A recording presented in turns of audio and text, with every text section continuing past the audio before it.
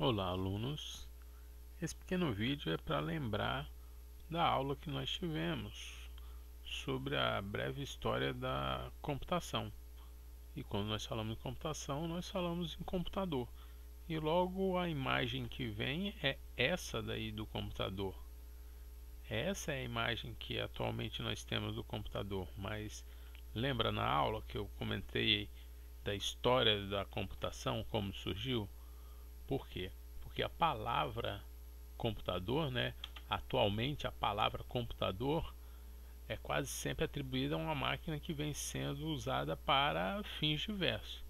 Esse material vocês têm lá no AVA para vocês poderem consultar, ler e continuar a estudar. Então vamos continuar lembrando aí da história da computação. Esse daí é um computador pessoal que veio facilitar a nossa vida, que foi o que eu expliquei na sala de aula. Computador é para facilitar a vida do ser humano. Ele vai fazer as instruções que foram programadas para serem desenvolvidas. A única diferença é que ele vai fazer de uma forma mais rápida, né? Agora, computador surgiu com isso daí, lembra? Sobre o ábaco que eu falei? Do fazendeiro que tinha um rebanho de ovelha e precisava contar quantas ovelhas ele tinha. Aí ele pegou uma sacola, um saco, começou a colocar uma pedrinha para cada ovelhinha que ele tinha. O problema é que ele prosperou e aí ele já estava carregando um saco de 60 quilos de pedra para poder contar o rebanho. Lembra que eu falei? O ábaco. Tem o ábaco romano, chinês, e aí vai só para facilitar as contas. Igual esse exemplo aí que é aquele brincadeira de criança. Um ábaco colorido, né? Que é para as crianças ficar brincando, empurrando as bolinhas para um lado e para o outro. Mas para poder fazer cálculo, cada cor dessa daí vai representar uma grandeza numérica, unidade, unidade de dezena, dezena, unidade de centena, dezena da centena, e aí ele vai fazendo os cálculos, não é isso? Agora, a ferramenta ábaco foi o que eu comentei na sala lá naquele dia, falando que se o camarada for fazer um cálculo com ábaco, né, o pessoal treinado mesmo fazer o cálculo com ábaco, ele calcula bem mais rápido do que a gente utilizando nossa calculadora digital, o nosso celular com o programinha de calcular, né? Agora, inicialmente as instruções básicas do cálculo matemático, soma e subtração que faz o ábaco. Para aí sim, depois, com a evolução tecnológica, começar a surgir as calculadoras mecânicas, né? O alemão Wilhelm Schweitzer, sei lá como é que se pronuncia, mas ele contribuiu muito com a utilização de sistemas mecânicos, engrenagem mesmo, para poder rodar e funcionar a calculadora, fazendo cálculos de grandeza. Inicialmente aquelas grandezas matemáticas de soma e subtração. Aí depois vem o Pascal com a sua Pascalina, para poder essa daqui, ó, que eu estou rodando aqui, ó, para visualizar. E aí sim, Pascal, ele veio e criou a Pascalina, que é na verdade um sistema de engrenagem que fazia a operação básica de adição. Essa é Pascalina que eu comentei na sala naquele dia, é o nosso odômetro que existe até hoje nos nossos veículos, nos nossos carros. A ideia de Pascal continuou e continua até hoje no odômetro do veículo, marcando quilometragem. É um cálculo matemático de grandeza onde você só vai somando a distância percorrida. A ideia é uma ideia que surgiu há muito tempo atrás. É óbvio que com a evolução tecnológica começaram a surgir outros equipamentos, os ENIAC e os UNIVAC da vida, computadores desse tamanho, cheios de válvulas, cheios de transistores, válvula mesmo, naquela lâmpadazinha que acende, apaga para poder funcionar.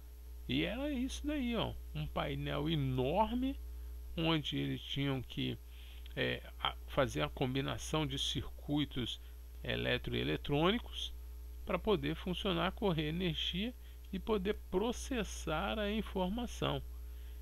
Mas esse processamento que começou a ser utilizado nos computadores aí dos anos 40, na época da Primeira e principalmente Segunda Guerra Mundial, onde já tinha lá o avanço da energia elétrica já bem definido, que possibilitou o processamento através de um sistema que foi criado há muito tempo atrás, que é o sistema numérico binário.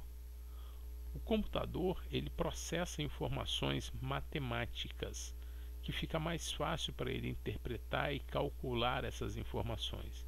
Existem os padrões matemáticos para o computador, que é o octal, que é a base 8, o hexadecimal, que é a base 16, o decimal, que é a base 10, e o binário, que é a base 2. O computador, ele processa as informações numa grandeza muito mais fácil através da base binária que é utilizado. Que, como eu comentei com vocês, está aí, ó, é criado ou foi criado, né, por um camarada que era um tecelão, onde ele pegou a sua máquina de tear, fazer tecido, e informatizou, porque o movimento de passar fio para um lado, passar o fio do tecido para o outro, era um movimento repetitivo e tinha uma combinação.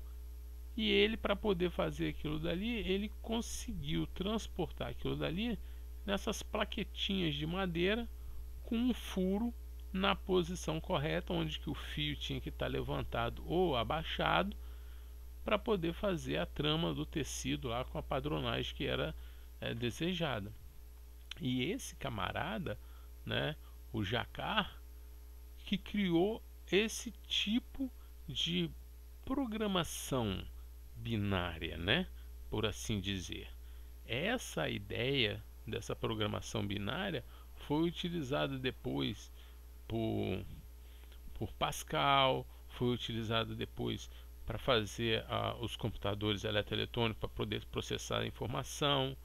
No material que vocês têm aí disponível para ler, existe lá uma tabela falando justamente a forma, né, no caso, a forma do cálculo que foi colocado. No dia lá eu até expliquei a base e como é que é feito esse valor de grandeza. A base 2 começa com 1, depois vai para 2, 4, 8, 16, 32. Essa é a base binária.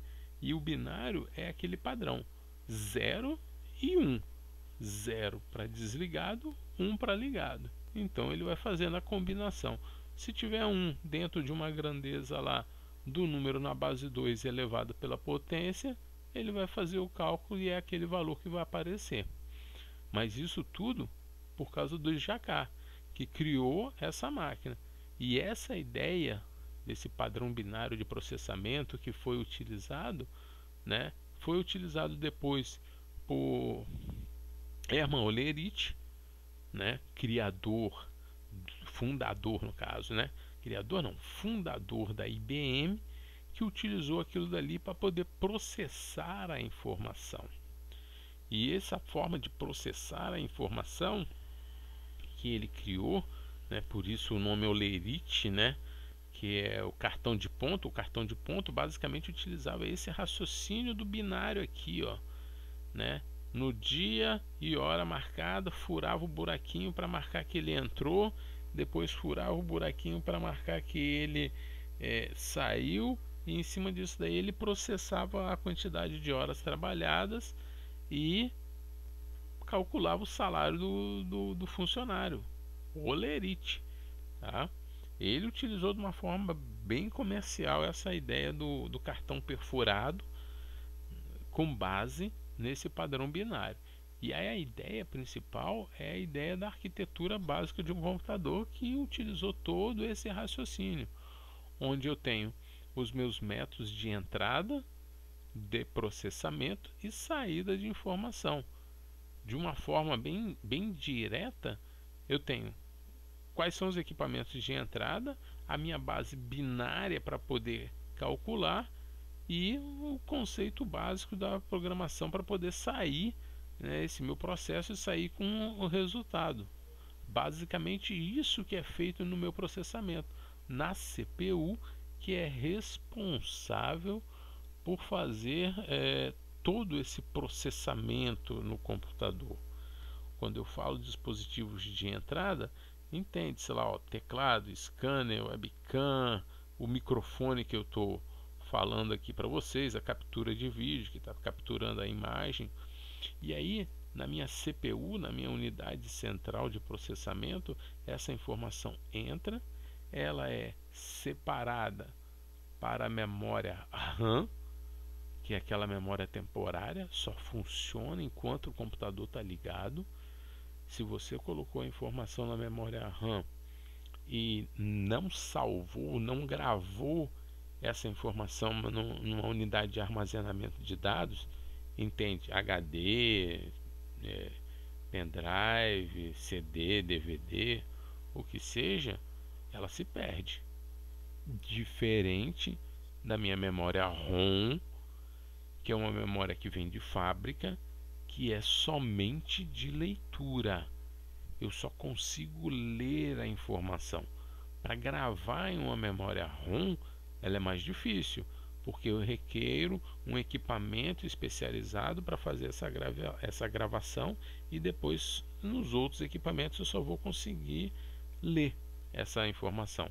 ROM, Read Only Memory, memória somente de leitura. Para aí sim, depois que essas informações forem processadas, ir para os meus dispositivos de saída, meu monitor, impressora, caixa de som, né, indicador luminoso se tiver um painel que eu preciso acender e apagar com as minhas informações. Mas isso tudo acontece dentro daquela imagem inicial que nós estamos falando de computador. Já passamos pelos computadores antigos, processadores mecânicos, né, que eram aquelas calculadoras mecânicas, depois os ENIAC e o UNIVAC, para finalmente chegar na definição propriamente dita do que é o computador, que é o meu hardware, que é a parte física do computador. E aí na minha parte física do computador, entende? É tudo aquilo que eu consigo ver, pegar, bater, quebrar, né? E aí nós temos alguns exemplos aqui, como por exemplo, a minha primeira imagem aqui no canto superior esquerdo, de uma placa-mãe, que é a placa responsável por colocar todos esses dispositivos para poder funcionar. Aqui eu tenho meu dispositivo onde eu coloco o processador, aqui eu tenho meu dispositivo onde eu coloco as minhas memórias RAMs, que é a memória temporária. Eu preciso daquela minha memória temporária que trabalha mais rápido para poder funcionar e processar a minha informação. As unidades de entrada, né, serial, paralela, USB, as placas de vídeo, placa de som, isso se já não vier configurado nessa primeira placa aqui, que é a minha chamada placa-mãe. Hardware, parte física do computador, né? Para finalmente chegar no chamado software. O software é o programa. Eu não consigo pegar um software. Ele funciona dentro do hardware. Como eu comentei na sala de aula, é o Homer Simpson. O máximo que ele vai fazer com o software quando dá errado é xingar. Aí pronto, ele não consegue fazer mais nada do que isso. Agora, se fosse o hardware, ele ia conseguir chutar, quebrar. E o software, o programa, funciona no hardware, mas ele não tem uma forma física de falar. Mas aqui nessa imagem grande colorida aqui à direita, a superior direita aí, tem lá algumas palavras de comando de linguagem de programação, array, né, input, use array, function, são algumas palavras, return, são algumas palavras da linguagem de programação que é desenvolvida colocada com instruções básicas para fazer um programa funcionar, né? Um programa ou aplicativo. E esse programa ou aplicativo nada mais é das instruções que foram colocadas para o computador funcionar.